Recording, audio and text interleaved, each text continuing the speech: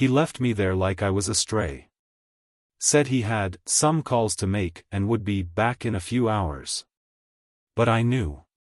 I could see it in his eyes, the guilt, the rush, the avoidance. The nurse smiled too politely as she took my ID and insurance card. "Happy birthday," she said, not knowing my son had just dumped me in that place like I was overdue trash. 78 years old. On my birthday. After everything I did for him. After burying his mother alone. That was the day I stopped being a father. I still remember the first time I held him. Matthew. Tiny thing, barely 6 pounds, all wrinkles and red cheeks. Marjorie had just finished 22 hours of labor, but when she looked at him, she smiled like she'd won the lottery. I remember thinking, this is it. This is the reason I was born. The years that followed were the best of my life. We didn't have much, but we had each other. I worked construction back then, long hours, cold winters, hot summers, splinters in my hands and knees that ached by sundown. But every evening, I came home to them. Marjorie would be cooking something simple, stew, cornbread, maybe her famous pot roast, and Matthew would be playing on the floor with his toy trucks. When he was 5, he asked me, "Daddy, why do you always smell like wood?" I laughed and told him, "Because I build things, son. Things that last." He didn't get it then, but I hoped one day he would. We didn't have cable, so our entertainment was each other. I'd take him fishing by the riverbank on weekends. He never caught much, but he'd sit there with wide eyes, asking me questions about the world. Why do clouds move? Why do fish breathe underwater? Why do people die? And I'd do my best to answer without scaring him. Always honest, always gentle. Marjorie said he had my eyes but her mind, curious, quick, deep. When she got sick, Matthew was only 11. Cancer doesn't care how good of a mother you are. It takes who it wants. Watching her fade was the first time I felt truly helpless. I tried to shield Matthew from it, but kids know. They always do. The night she passed, he crawled into bed with me and cried. I didn't stop him. I just held him like I did the day he was born. Whispered that we'd be okay, that I'd never leave him. After the funeral, people kept saying, "You'll need to be strong for him." So I was. I never cried in front of Matthew. Not once. I went back to work within a week, packed his lunches, got him to school, and made dinner with trembling hands. I learned how to braid his hair for school picture day, because Marjorie always did that, and no one else was left to try. Money was tight. I took on extra hours and side gigs, laying tile, building decks, whatever I could find. When Matthew got into that private high school on scholarship, I nearly cried. I still had to pay for books and uniforms, but we made it work. He never knew how many dinners I skipped so he could have lunch money.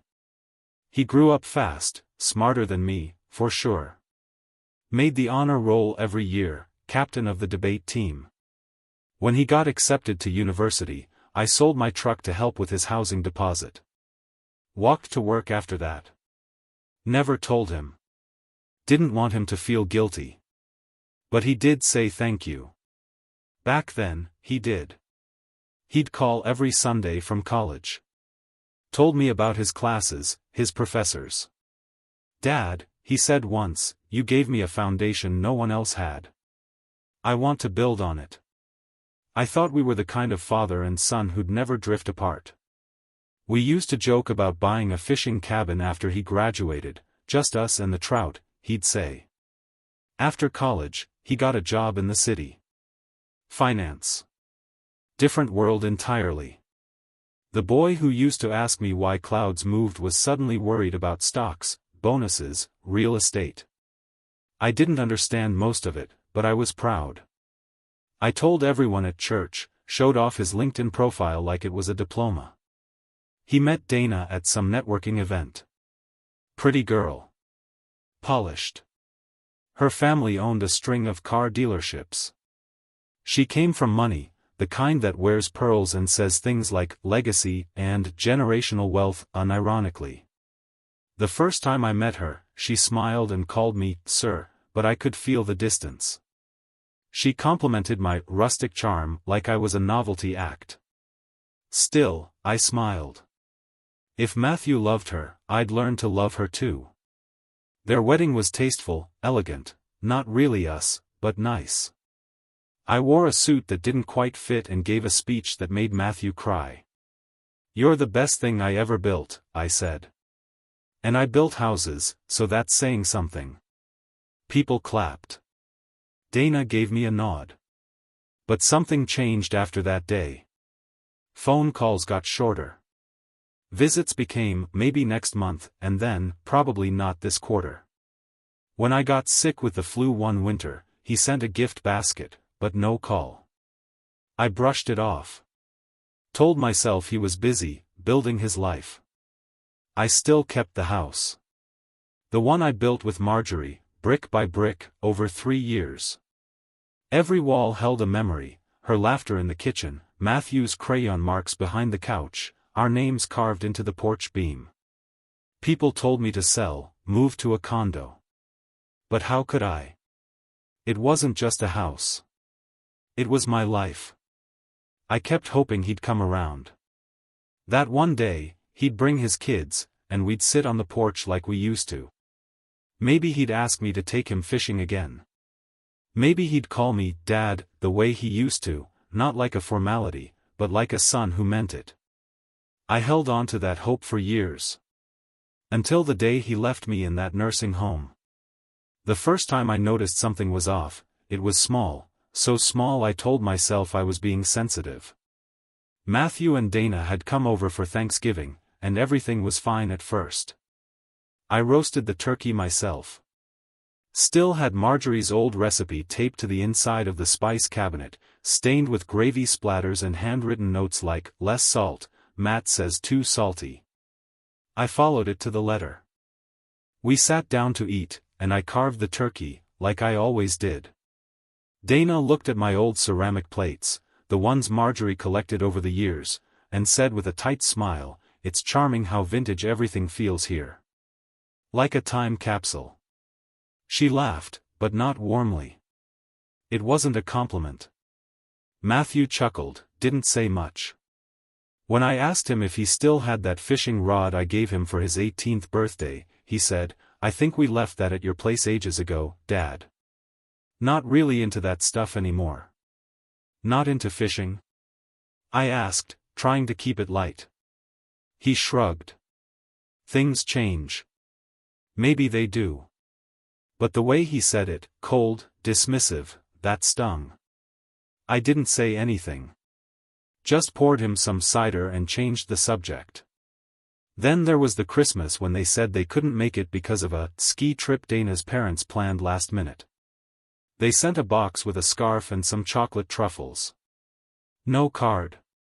Not even a phone call.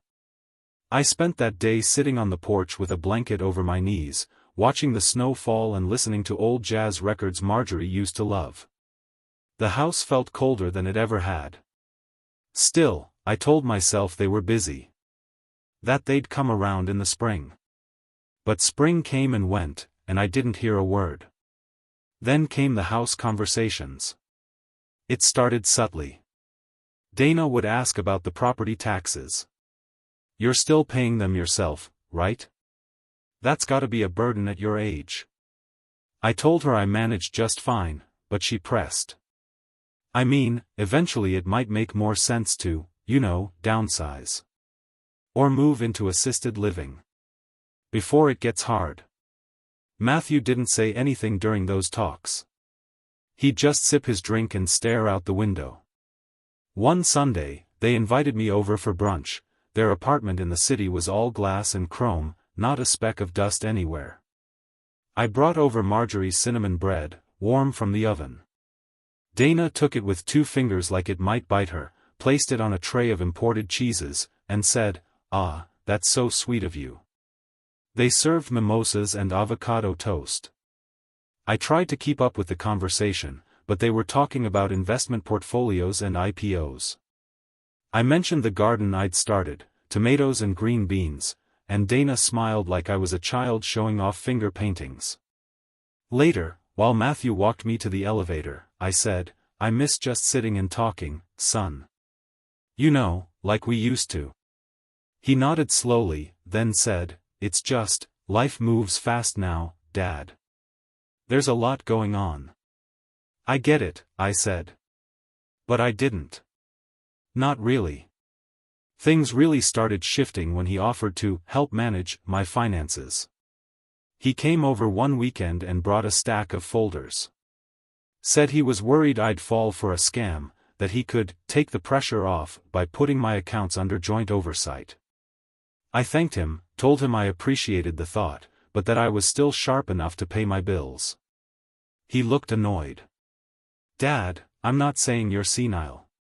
I'm just saying it would be more efficient. I do this kind of stuff all the time for clients." "Clients," I said, "but I'm your father." He paused. "Exactly. Which is why I want to help." But it didn't feel like help. It felt like control. I didn't sign anything that day. Said I'd think about it. After that, there was a coolness between us.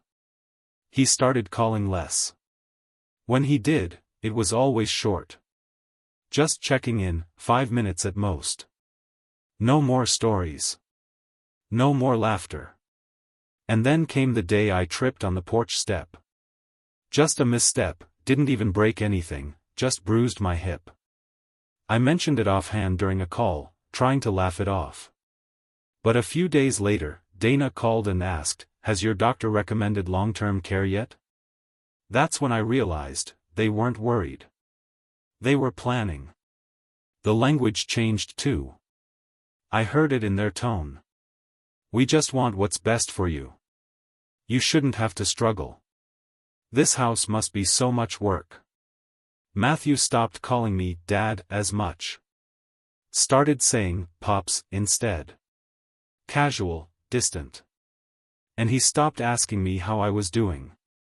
Stopped asking about the garden. Or Marjorie's old recipes. Or the book I'd been trying to finish for 2 years. He stopped seeing me. That's when the unease settled in my chest, like a dull pressure I couldn't name. I started noticing every silence, every sigh, every sideways glance between him and Dana. I wasn't part of their lives anymore. I was a piece of property. A line item. A future asset. But I didn't say anything. Not yet. Because I needed to be sure. And part of me, the part that raised him, that loved him more than life itself, still hoped I was wrong. It was a sunny Saturday in June when the betrayal finally showed its full face. I remember because I'd just finished mowing the lawn. I still do it myself, slow and steady, one strip at a time, the smell of cut grass pulling me back to better days. Afterward, I was sitting on the porch with a cold lemonade, watching the neighborhood kids race their bikes past the hedges. That's when I saw Matthew's car pull into the driveway. He didn't call ahead. Just showed up.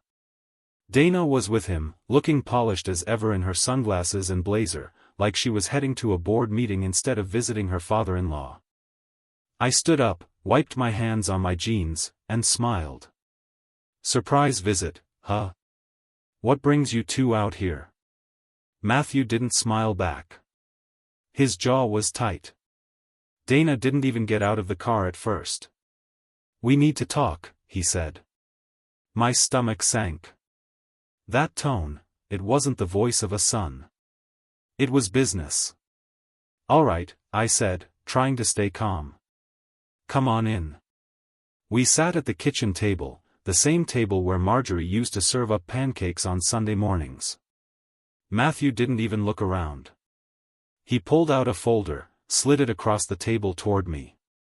"This is just a preliminary document," he said. "Dana and I have been talking to a few consultants. We found a highly rated care facility about 20 minutes from here. Private rooms, on-site nurses, activities. My ears started ringing. I didn't open the folder. Care facility? I asked slowly. Dana finally spoke. It's a lovely place, really. And we think it would be a smart move to sell this property while the market's hot. It's too much house for one person. I stared at them. This house, I said, was built with my own hands. Every nail, every beam, every brick. Your mother chose the curtains in that living room. Your height is still marked on the pantry door. And you want to. Dad, Matthew cut in, I'm not trying to argue. I'm just saying we need to think ahead. You've had falls. You live alone. It's time. Time for what? I asked, voice shaking. For you to take what's left of me and stuff it in a nursing home so you can cash in on this place? His eyes narrowed. That's not fair. No, I said, standing slowly. What's not fair is walking into my home and treating me like a burden. Like I'm just, in the way. He didn't respond.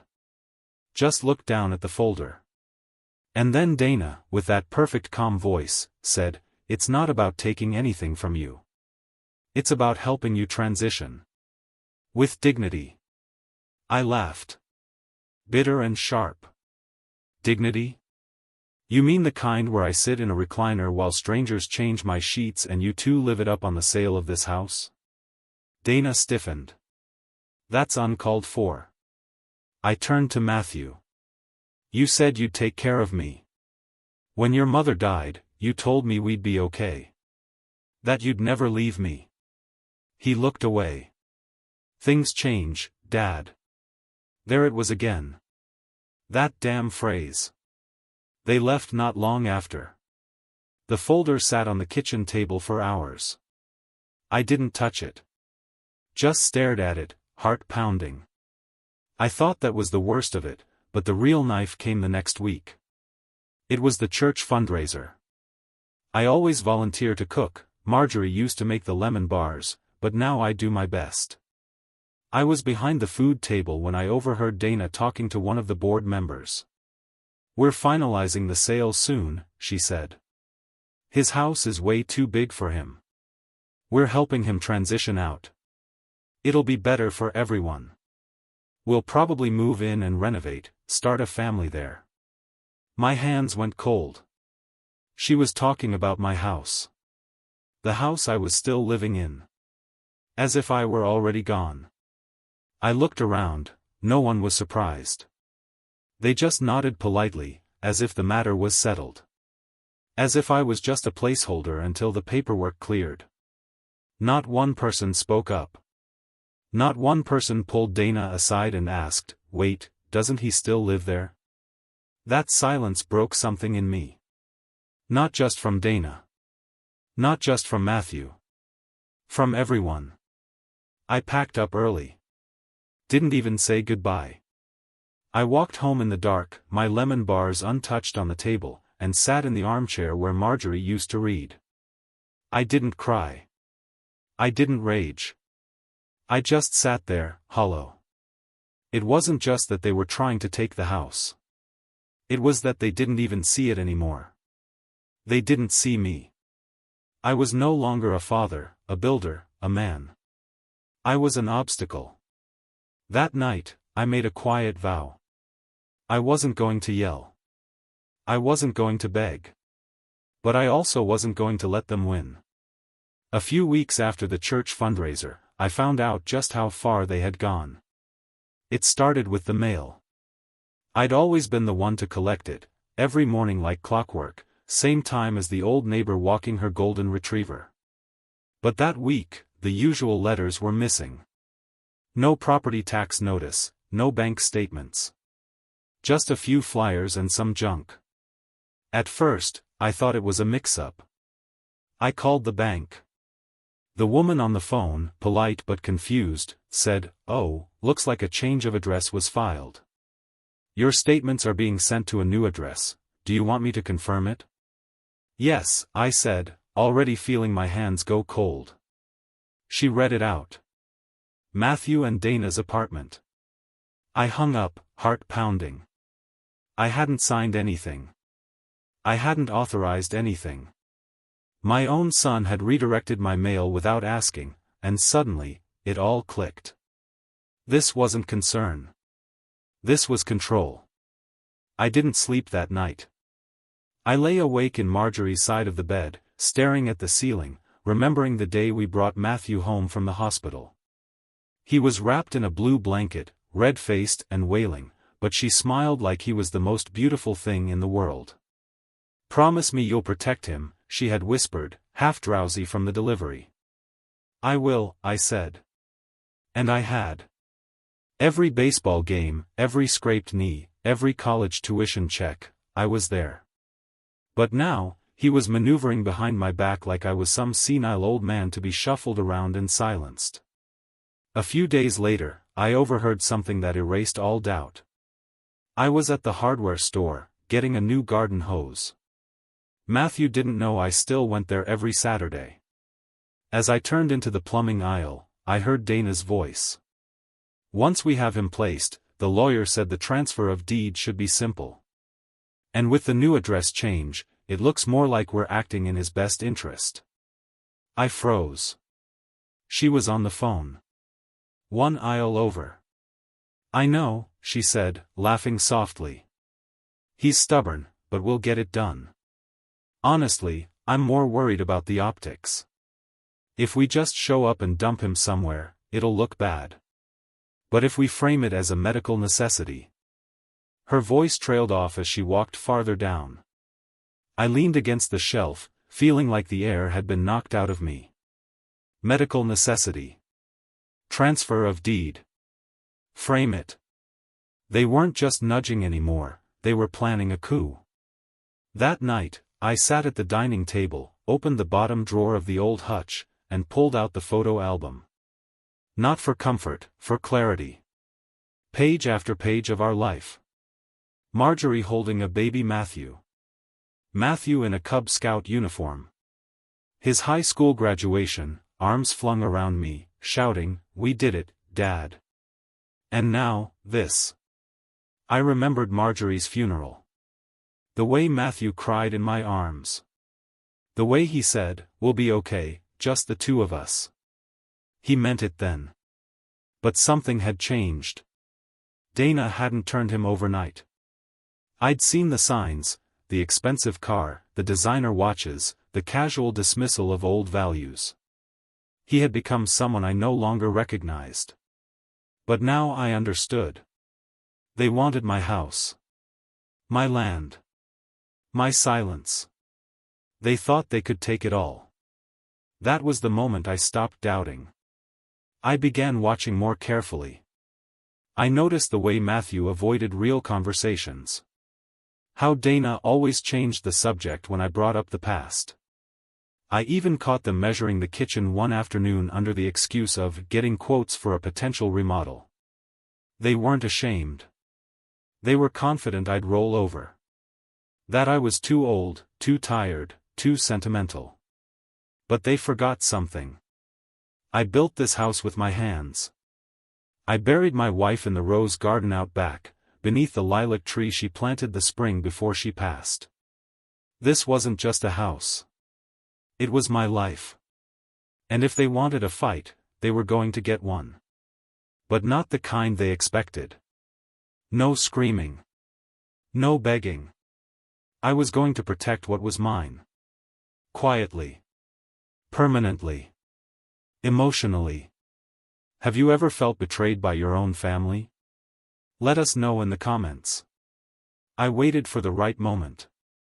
I didn't rush it. There's something about aging that teaches you patience, how to bide your time, how to listen more than you speak. I watched. I paid attention. And when the cracks started to show, I was ready. It was a quiet Thursday afternoon. I called Matthew and asked him to come by for coffee. I didn't say why. Just, "It's been a while, son. Come sit with me." He hesitated. I heard it in the silence. "I'll check with Dana," he finally said. "Maybe this weekend." No, I said gently. Come today. Just you. He showed up an hour later, dressed in slacks and a pressed shirt, looking more like a realtor than a son. I brewed the coffee, poured it into the mugs Marjorie had painted when we were first married, chipped but still ours. We sat across from each other at the kitchen table. He didn't touch his mug. You're selling the house, I said, keeping my voice even. He blinked. What? I overheard Dana. At the hardware store. You're transferring the deed. You changed my mailing address. You called this place yours before I was even gone. He swallowed hard. Dad, you're misunderstanding. We were trying to help. Help? I repeated, leaning in. You took my name off the utility bills. You filed power of attorney forms without asking me. He opened his mouth, then closed it. You're not safe alone, Dad. You've had 2 falls this year. You leave the stove on. You forget appointments. We were just. You don't get to decide what I need, I interrupted. I'm still here. I'm still me. His eyes flared.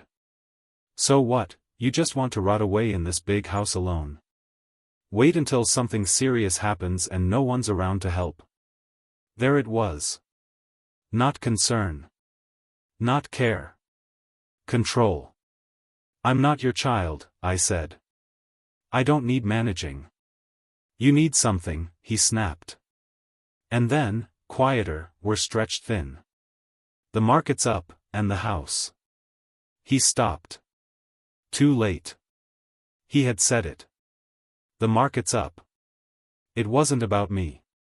It never was. I stood slowly. You're not going to get the house. His head snapped up. What are you talking about? I've seen a lawyer. I'm rewriting the will. His face went pale. You're overreacting, he said quickly. Dad, come on, don't do something you'll regret. I'm not, I said. You already did. He stood too now, bristling. We did everything for you.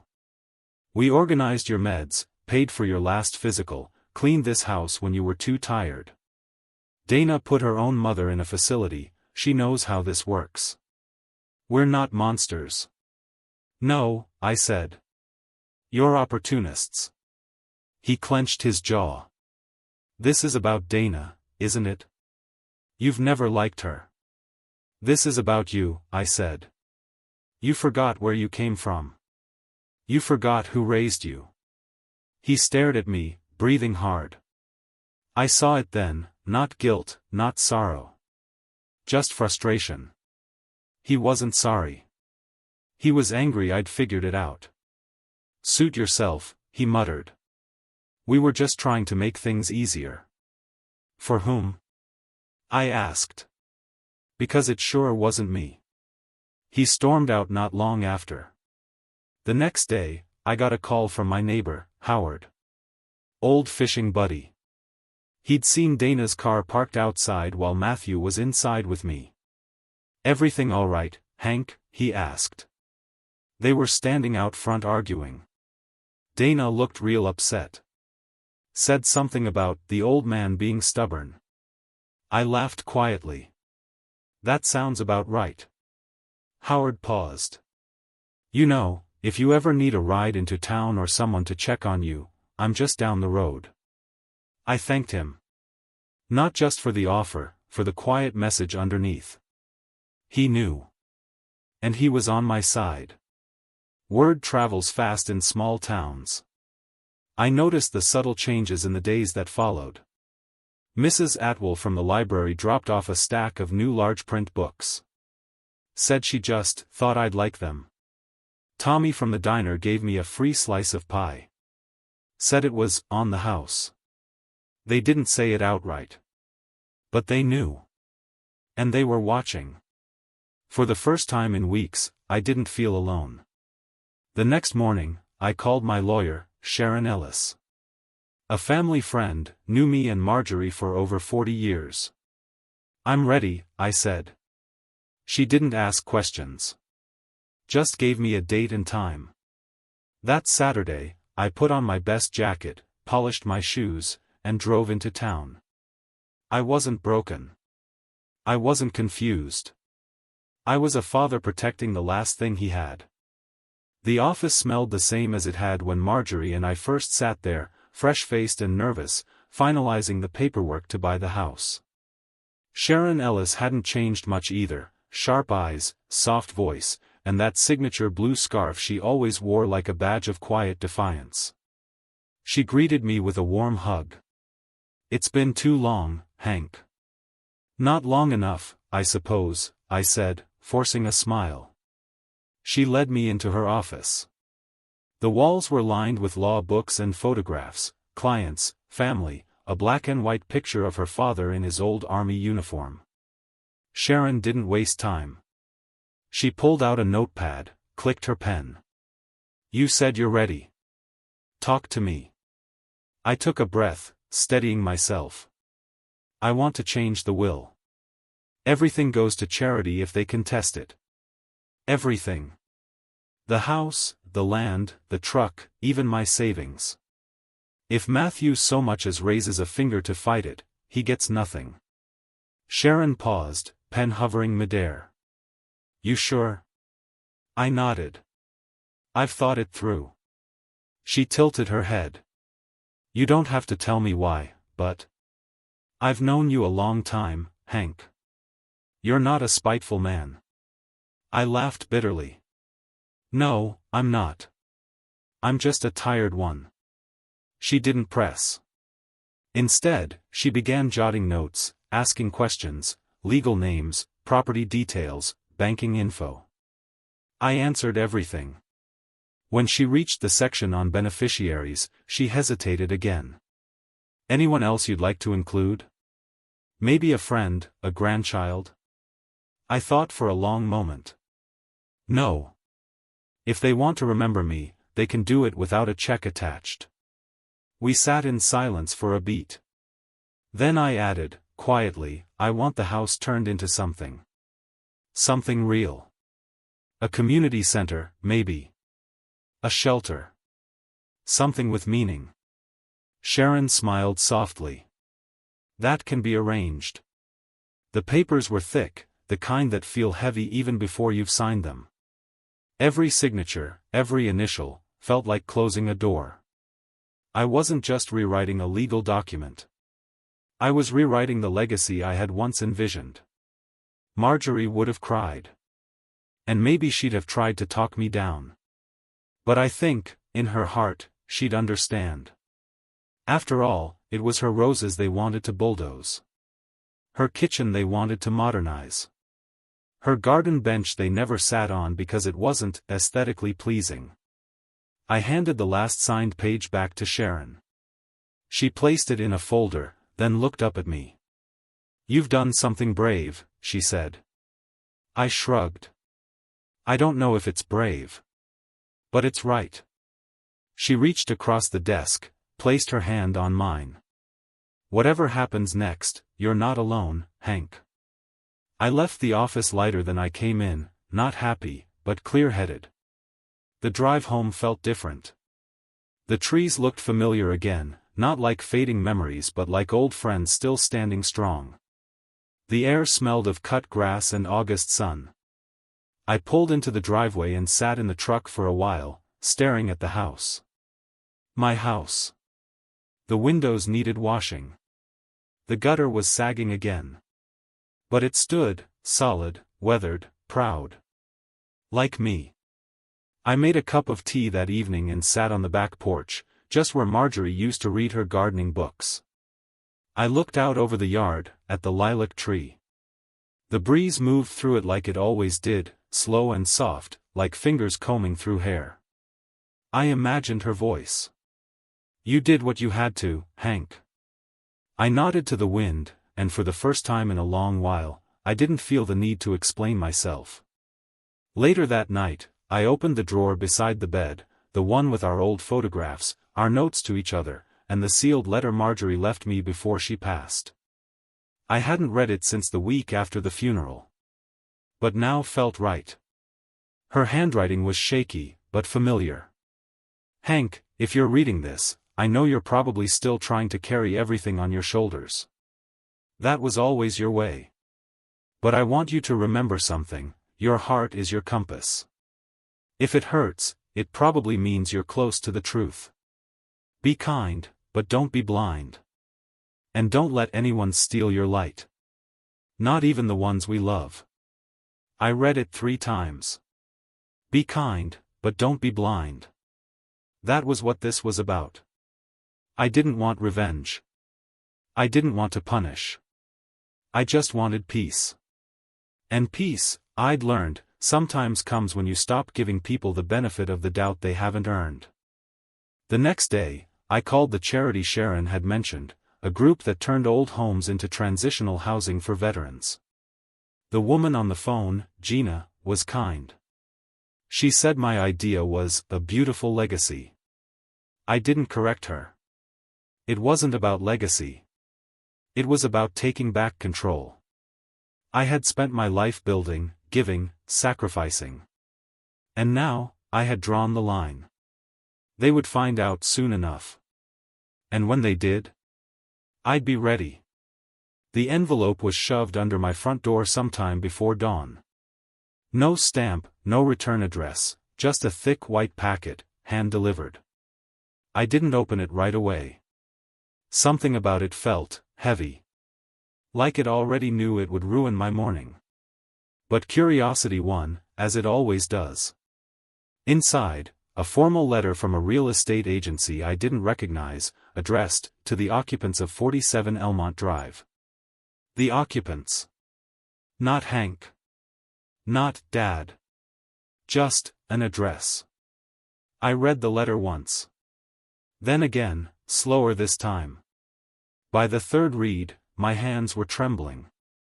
Pursuant to the upcoming listing agreement filed on behalf of your son, Mr. Matthew Larkin, please be advised that the property may be shown to prospective buyers starting next week. They were listing my house. Without even speaking to me. I sat down on the edge of the couch and stared at the letter. The words blurred. My jaw locked. I felt something ancient rise in me, not anger exactly, but a deep, aching betrayal. I thought I had time. I thought the will, the conversation, the warnings, all of it, might have scared them straight. Made them hesitate. But they hadn't hesitated at all. They'd doubled down. An hour later, I heard Dana's voice outside. Loud, agitated, too cheerful to be honest. Of course the light fixtures will be replaced. Don't even worry, we'll make sure it's staged beautifully. I stepped onto the porch and saw her standing with a man in a tight gray suit and shiny shoes, gesturing grandly toward the front windows like she already owned the place. She turned, saw me, and her smile froze. Oh. Hank. Didn't think you'd be up. I live here, I said coldly. The realtor stepped forward. Mr. Larkin, is it? We're. Get off my porch, I said. Dana laughed nervously. Let's not make a scene. I'm not making a scene, I said. I'm protecting what's mine. She stepped forward, voice dropping. Matthew said you were being difficult. But you signed the documents. The power of attorney. I revoked it. 3 weeks ago, I said. Your lawyer should have told you. She blinked. I've already filed a fraud complaint, I added. And I've changed my will. The realtor looked between us, confused. Dana's smile evaporated. You're serious? I nodded. Dead serious. She stepped back as if slapped. We were just trying to make this place useful. It's too much for you, Hank. You don't need all this space. You barely even get up the stairs anymore. I don't need your permission to live in my home, I said. I took care of you, she said, her voice shaking. I organized your meds, I scheduled appointments. And you counted every second of it, I interrupted. Because you thought it would buy you the deed. The realtor cleared his throat. Maybe we should reschedule. You think this is over? Dana hissed as she grabbed her bag. You think you've won? I don't need to win, I said calmly. I just need peace. They left in silence. That night, I sat at the kitchen table and spread out all the documents, the new will, the revoked power of attorney, the notarized statements. I had planned to wait until Christmas. Drop the news during a quiet dinner, maybe. A letter read aloud, followed by a toast to moving on. But that option was gone now. They had pushed the timeline. So I adjusted mine. The next morning, I made a few calls. Sharon, first. Then Gina from the housing nonprofit. Then the local paper, an old friend of mine still worked the community column. I want to make a public donation, I told him. To honor my late wife. I heard the smile in his voice. We'll run it front page. People will love it. It wasn't about love. It was about truth. I wasn't going to let my legacy, our legacy, be rewritten behind my back. I was done being the passive father who hoped they'd come around. I was going to tell the town, my neighbors, my friends, everyone, exactly who they'd become. Because silence, I'd learned, is what they counted on. I was going to speak. And when I did, they'd listen. The room was dressed in gold and white, tablecloths like snow, strings of lights twinkling along the beams, a rented chandelier glittering like hope above everyone's heads. Matthew's birthday celebration was supposed to be tasteful. Elegant. A classy affair, as Dana called it on the invitation, the one they hadn't sent me. I found out from Lorraine, my old neighbor, who saw the caterers pulling up at the community center and asked if I'd be attending. I wasn't invited. But I went anyway. I didn't dress to impress. Slacks, a clean button-down, the watch Marjorie gave me for our 25th anniversary. I wanted to be remembered as myself, not someone forced to smile through betrayal. When I walked in, heads turned. Conversations stuttered. A few people smiled uncertainly, unsure if my presence meant blessing or scandal. Matthew stood near the dessert table, his hands in his pockets, laughing too loudly. When he saw me, his face twitched, just enough. Dana was behind him, in a wine-red dress, one hand on his arm, the other holding a flute of champagne. Her smile dropped instantly. "Dad," Matthew said, stiffly. "Didn't think you'd come." "No," I said. "You didn't." I reached into my coat pocket and pulled out the envelope. "I'd like to say a few words." Someone turned down the music. The room hushed. People leaned in, not close enough to get involved, just enough to witness. Dana stepped forward. "Now is really not the time." I raised my hand. "I won't take long." I turned to the crowd, letting my eyes sweep over them. Some familiar faces, old co-workers, church folks, even a couple of Matthew's college friends who used to call me Uncle Hank.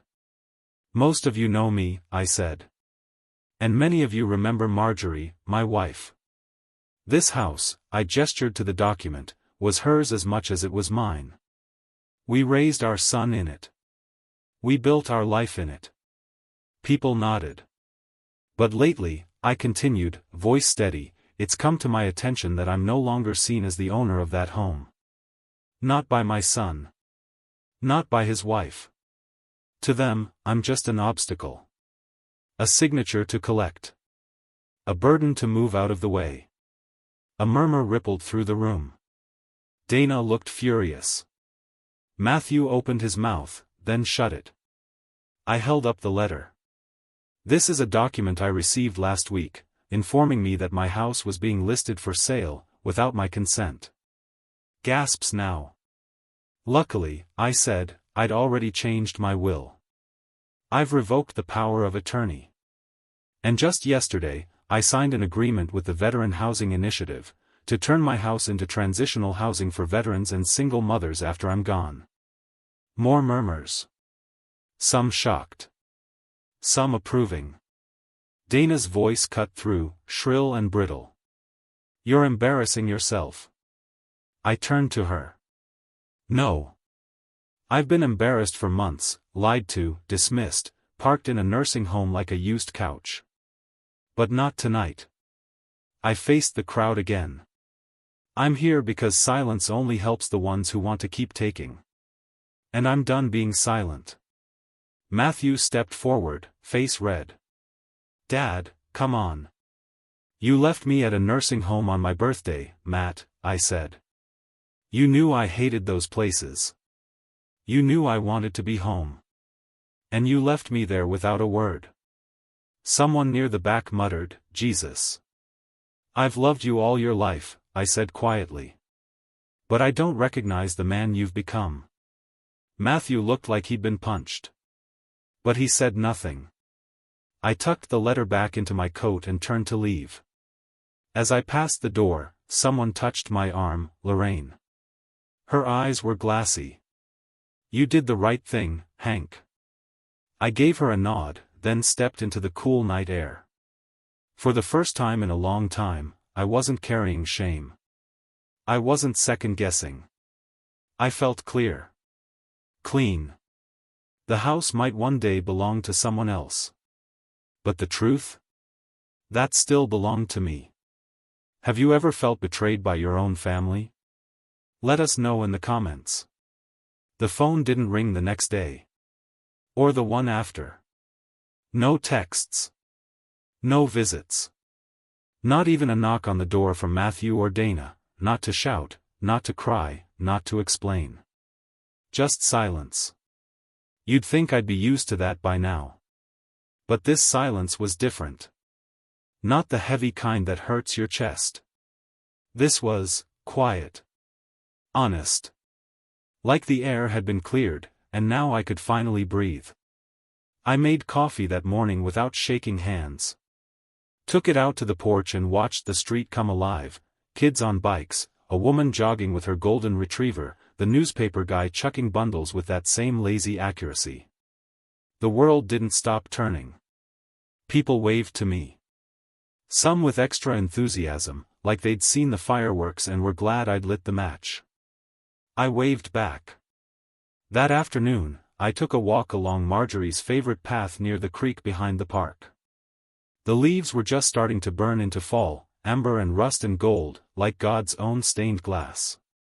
I stopped at the wooden bench we used to rest on and sat down.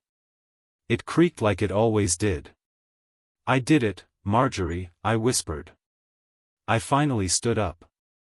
There was no breeze, no birdsong. Just stillness. And yet, I felt her with me, not as a ghost, but as a memory sitting right there beside me, smiling gently like she always did when I finally figured something out. I pulled out the picture I kept in my wallet, her in that blue summer dress, holding a pie in one hand and shielding her eyes from the sun with the other. "You were right," I said. "He's not the boy we raised anymore."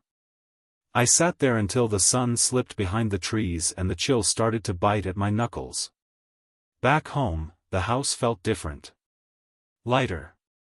I walked through each room like I hadn't seen them in years. Opened the windows. Let the air in. Stood in Marjorie's old sewing room and imagined bunk beds and laughter, not silence and dust. There were papers to organize. Calls to follow up. But none of it felt heavy. Even the stairs didn't feel so steep. That evening, as I was organizing some old photo albums for donation, the ones we always meant to label but never did, the doorbell rang. I hesitated. Then opened it. It was Thomas, the kid from 3 doors down. 16, shaggy hair, always wearing that same faded hoodie with the sleeves too long. He held a small cardboard box in both hands. "Mom said you might want this back," he said. "It was in our garage for like, a year." I took it, confused. "What is it?" "No idea." I think my dad borrowed it from you before he passed. I opened the box slowly. Inside, a set of old tools. Marjorie's gardening gloves. A packet of seeds with her handwriting on the corner, zinnias, June. My throat tightened. Thanks, Thomas, I said, quietly. He shuffled. My mom said she was real sorry. About your family stuff. Me too, I said. Anyway, he shrugged. If you ever need help with the garden or anything, I'm around. I nodded. I might take you up on that. He left with a half wave, and I stood there holding the box like it was a time capsule. That night, I sat at the kitchen table, the same place where I'd signed away the old life, and wrote a list. A list of repairs the house needed before it could be what I wanted it to be. A list of people to call. And beneath that, just a single word, purpose. I'd lost a lot in the last few years. My wife. My son. My illusions. But now, for the first time in a long time, I was gaining something too. A reason. A direction. The next morning, Sharon stopped by. She brought cookies. Always did. I saw what you did, she said, pulling up a chair. At the party. Word gets around. She smiled.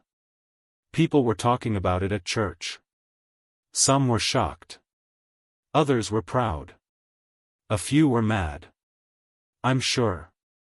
I'm not here to scold, she said. I'm here to say, good for you. I looked at her. You did what most people are too afraid to do, she said. You drew a line. I took a deep breath. I'm just trying to salvage what's left. Well, she said, patting my hand. You've got more left than you think. Later that day, a letter arrived. No return address. Inside, a simple card. Blank on the front. Inside, 2 lines in careful handwriting. You were right to do what you did. I'm sorry. No name. No signature. But I knew who it was. I put it on the mantel beside Marjorie's photo. I wasn't sure what came next. But I knew I'd face it with a clear heart. And that was enough. It started with the wallpaper in the back hallway. I'd walked by it 1,000 times, that faded yellow with tiny green roses, curling at the corners. Marjorie always said she'd replace it one day. But then life happened. And then, life stopped. That morning, something in me shifted. I went to the hardware store, bought a steamer, a scraper, and some simple white paint. 3 hours later, the wallpaper was in pieces and the wall behind it was breathing again. I stood back, hands on my hips, heart pumping with a feeling I hadn't known in years, purpose. And that was just the beginning.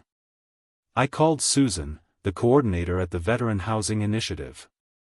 Told you I wasn't just making a donation, I said. I want to be involved. She laughed. Most donors don't offer to get their hands dirty. Well, I've got time and 2 good knees. That's enough. Within the week, we had a walkthrough scheduled. 2 social workers came by, along with a retired contractor who volunteered part-time for the organization. We walked from room to room, the dining room where Matthew once built a blanket fort, the living room where Marjorie nursed him through the flu, the guest room that hadn't been used since my sister's last visit in 2009. I want this house to breathe again, I told them. I want kids laughing in the halls. I want people to feel safe here. Susan nodded. We can make that happen.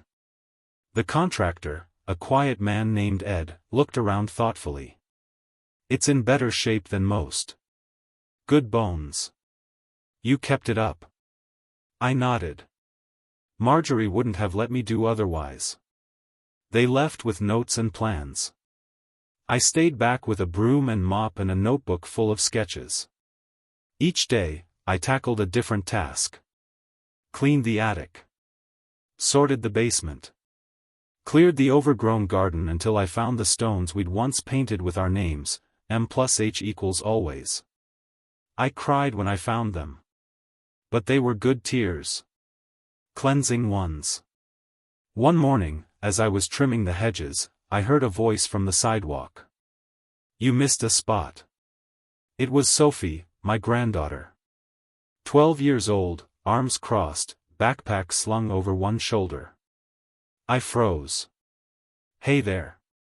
She walked up the path. "Dad doesn't know I'm here."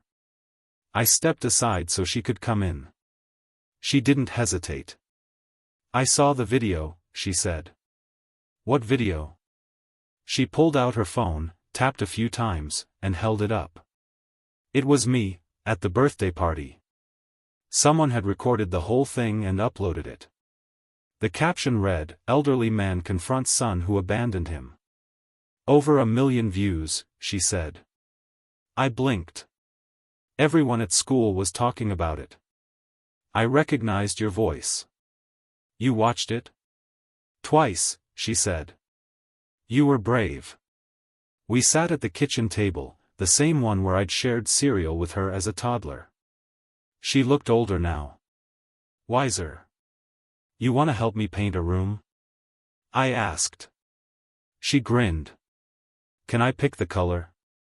Over the next 2 weeks, she came by after school, told her mom she was at the library. I didn't ask questions. We painted the smallest bedroom a soft teal. She brought a Polaroid camera and taped up photos on the wall, us with paint on our noses, her holding a hammer, me pretending to fall asleep mid-task. She didn't ask about the will. I didn't bring up her parents. We just built something new. One Saturday morning, I got a knock at the door. It was Ed, the contractor, holding blueprints. "Got a wild idea," he said. "What if we opened the back wall and built a sunroom? Kids could play there. Moms could sit and read. Would bring in a lot of light." "Do it," I said. "Make this place sing." The house came alive after that. Volunteers came and went. Laughter echoed down the halls again. People who'd once been strangers brought cookies, old cribs, and warm coats. One woman named Clara, recently divorced, 2 kids in tow, showed up with a tray of lasagna and stayed 3 hours helping us rearrange furniture. "You ever think of turning this into a full-time thing?" she asked. "What thing?" "This, making places feel like home again." I smiled. I thought I was just fixing the one. She touched the photo of Marjorie I'd kept above the mantel. "She'd be proud," Clara said. I nodded. She always believed in people. By the end of the month, we had 4 beds ready and 2 families scheduled to move in temporarily. Each room had a small bookshelf, clean linens, and a letter from me, handwritten, welcoming them home. Sophie helped with the notes. "This one's my favorite," she said, pointing to one she'd decorated with stickers. "I hope a little girl gets it." "Me too," I said. That night, after everyone left, I stood in the hallway, fresh paint on the walls, soft lights glowing, and listened. No silence. Just the hum of a house with a heartbeat again. I whispered, "We did it, Marjorie." And I swear, somewhere in the warmth of that home, she whispered back. The first family moved in on a Wednesday morning, Clara and her 2 daughters, Mia and Jocelyn. The girls were 6 and 9, hair tied up in little buns, eyes wide with a mix of fear and wonder. Clara hugged me at the door. "You don't know what this means." "I think I do," I said, and stepped aside so they could enter. The moment the girls saw the painted room, teal walls, books on the shelves, a bean bag in the corner, they squealed. Mia ran and flopped onto the bed. Jocelyn pulled a book down and asked if she could keep it. "You can keep anything that feels like home," I told her. That night, I made my famous chicken stew, the one Marjorie used to say could cure any mood, and brought it over in a big pot. Clara cried over the first bite. "I haven't had a meal made by someone else in years," she said. Not without judgment. No judgment here, I said. Just hungry people and shared stories. The second family arrived that weekend, Roberto, a former Marine, and his teenage son, Leo. They'd been couch hopping since Roberto lost his job and their apartment. I recognized something in Roberto's eyes when he shook my hand, a tired dignity, a man who'd once stood tall but now carried a world of weight. Leo barely said 2 words at first. But when he saw the converted garage, now a den with weights, books, and a chessboard, he smiled faintly. "You play?" I asked. He nodded. "A little. Come by Friday night. We'll see how much a little is worth." By the 3rd week, the house buzzed with life. Children's footsteps echoed down the hallway, laughter bounced off the walls, someone was always cooking something that made the whole place smell like love. It didn't take long for the neighbors to notice. At first, it was cautious curiosity. Then it became participation. Mr. Lorne from next door brought over a dozen folding chairs. Sharon hosted a weekend breakfast and invited everyone on the block, just like old times. The house, once silent and sterile, now pulsed like a living heart. One afternoon, Sophie brought over her sketchbook.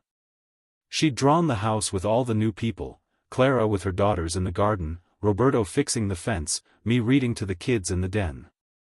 At the top, in bold letters, she wrote, "Marjorie's house." I stared at it for a long time. "She deserves the name on the door," I finally said. That night, I went into the attic and found Marjorie's old welcome sign, the one she'd painted when we first moved in. I sanded it down, painted it anew, and hung it over the front porch. Marjorie's house, a place for rest and new beginnings.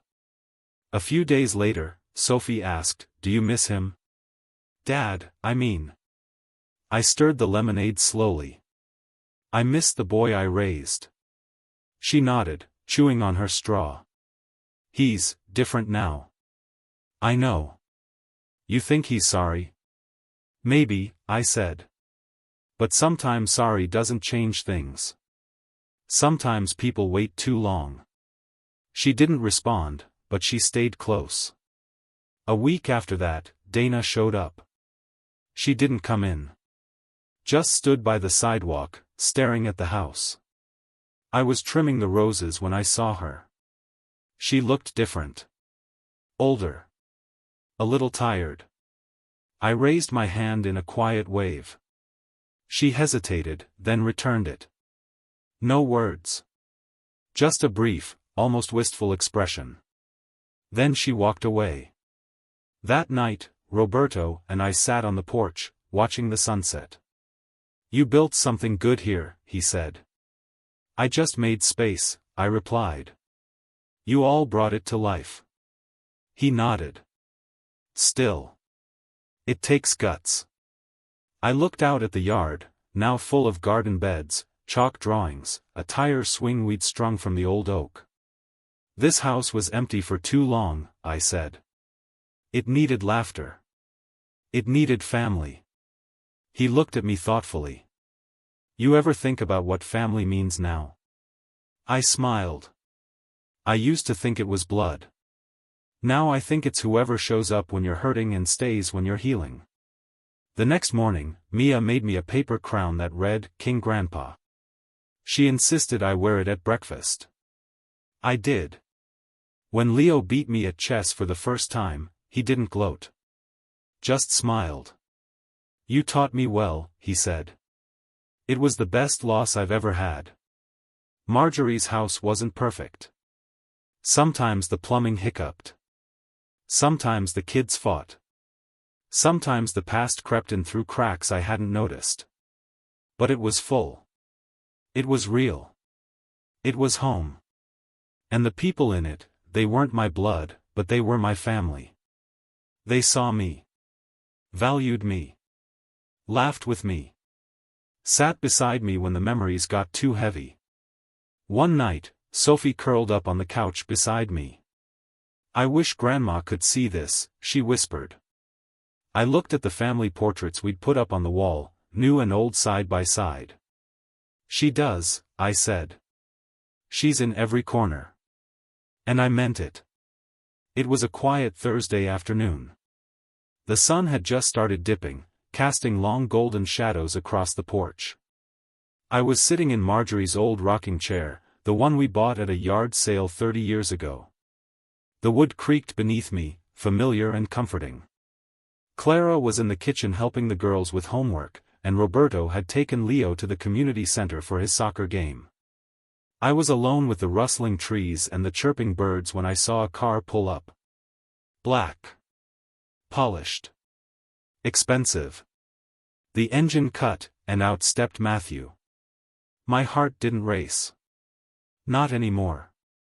I felt steady. He looked thinner. Still well-dressed, but less sharp. His eyes carried a weight, maybe guilt, maybe just age. He walked slowly toward the porch. I didn't stand. "Hey, Dad." I nodded. "Matthew." He looked around, taking in the new flower beds, the soft blue door, the sign above it all, Marjorie's house. "You've been busy." "I have." A long silence stretched between us. He shifted on his feet. "I heard about the house. And the family's living here. Word travels." Another pause. "Look," he began, rubbing the back of his neck, "I didn't come to argue. I don't know what I expected." "Why are you here, Matthew?" He looked down. "I saw Sophie's drawings. She left her sketchbook open the other day. I waited. She drew you. The house." Her smile was real. "She's always been good with pencils," I said. His jaw tensed. "She talks about you more than she talks to me." I stayed quiet. "I messed up," he said finally. "I see that now. The birthday, the nursing home. I thought I was doing what was best." "No," I said firmly. "You were doing what was easiest." He flinched, and I let the words hang heavy. "I gave you everything, Matthew. My time. My sweat. My love. I thought I was building a man who'd do the same for his family. But when I needed kindness, you gave me a contract." He swallowed hard. "I don't expect forgiveness." "Good," I said. "Because I'm not handing it out like coupons." His eyes reddened. "I came to say I'm sorry." "You said it." "I mean it. I heard it." We sat with that. He looked up at the house again. "She would have loved this," he murmured. "She does," I said. "She's here in every corner." He nodded slowly. "Sophie said you wrote a new will." "I did." He bit his lip.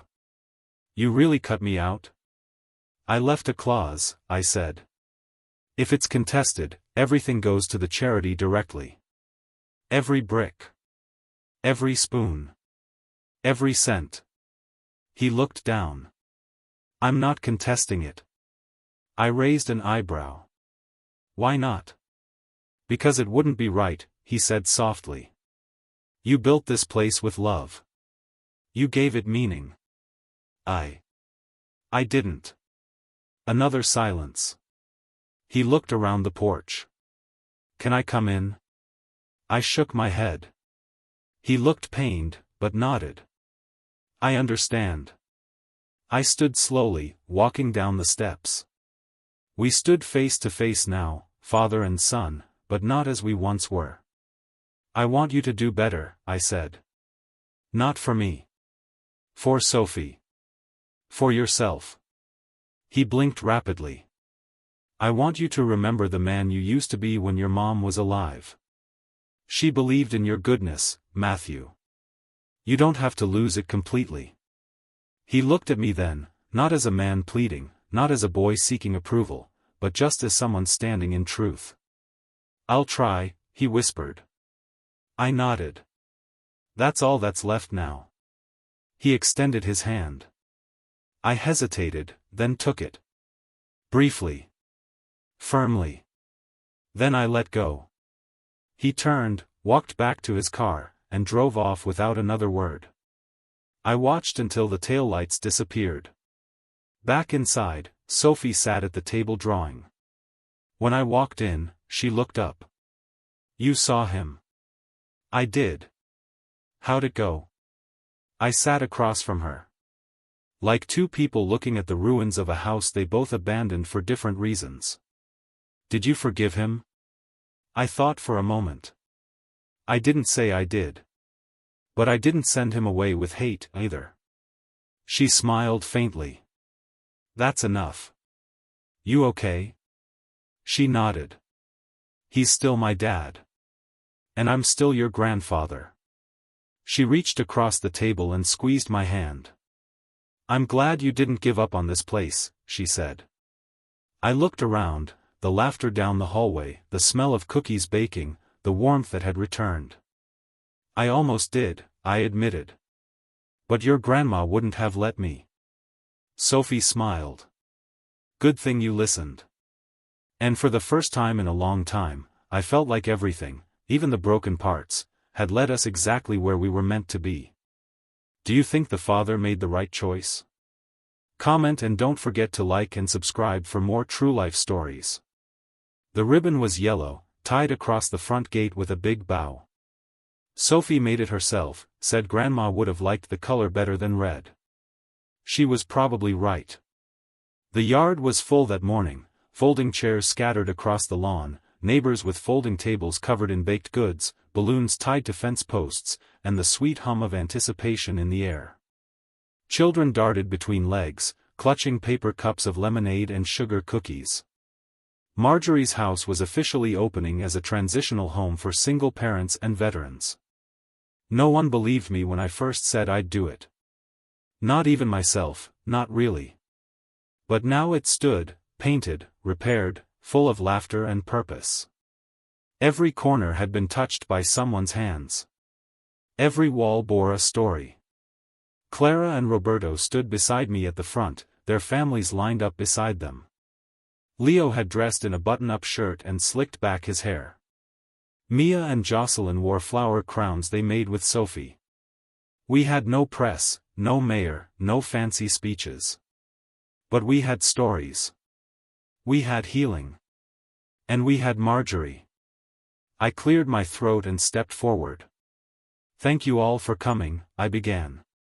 "Some of you knew this house back when it was just a quiet place where my wife and I raised our son. Others came later, when the walls were bare, and the rooms empty.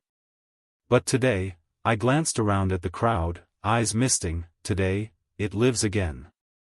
Light applause. A few nods. I named it after Marjorie because she believed in community. In second chances. In showing up for people, even when they didn't ask. Especially when they didn't ask. I caught Sophie's eyes. She gave me the tiniest, proudest nod. "This house was almost lost," I said. To bitterness. To pride. To silence. But the people standing here, they brought it back. With paintbrushes, meals, hugs, and honesty. Clara dabbed her eyes. Roberto put an arm around Leo's shoulder. I took out a small pair of scissors and turned to Sophie. "Do the honors?" She lit up, nodded, and together, we snipped the ribbon. Cheers erupted. Someone rang a little bell. And just like that, Marjorie's house was reborn. The rest of the day was a blur of hugs and music. Someone brought a guitar. Mr. Lorne sang a surprisingly good rendition of an old Willie Nelson tune. Kids took turns drawing with chalk on the driveway, flowers, hearts, and, in big colorful letters, "Welcome home." I walked through each room, marveling at how alive everything felt. The kitchen bustled. The hallway smelled of cinnamon and lavender. In the reading nook, Sophie read to a group of kids huddled around her feet. And in the guest room, the one Marjorie once used for sewing, Roberto had built a tiny studio with a computer desk and a whiteboard. He was helping Leo with job applications between matches. Clara had planted a garden in the back, tomatoes, basil, peppers. The girls watered it every morning. And every night, before I went to bed, I'd look at Marjorie's photo by the front door and whisper, "You see it, don't you?" I think she did.